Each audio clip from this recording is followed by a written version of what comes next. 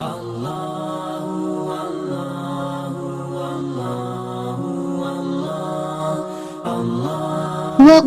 للمؤمنات يغضضن من أبصارهن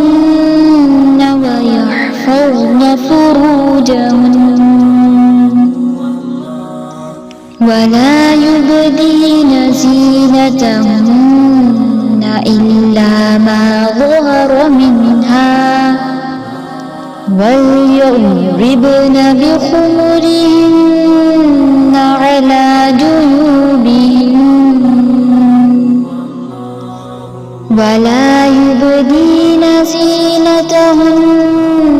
إلا لبعولتهن أو آبائهن أو آباء بعولتهن أو أبنائهن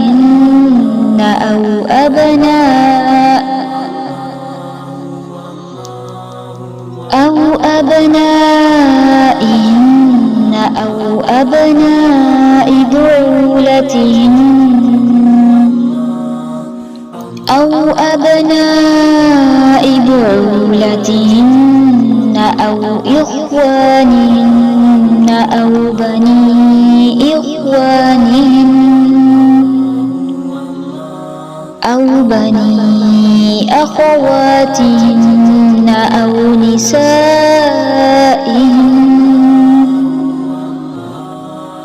أو ما ملكت أيمانهن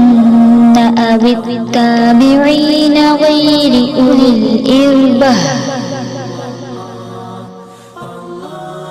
التابعين غير أولي الإربة من الرجال أو الطفل الذين لم يظهروا على عورات النساء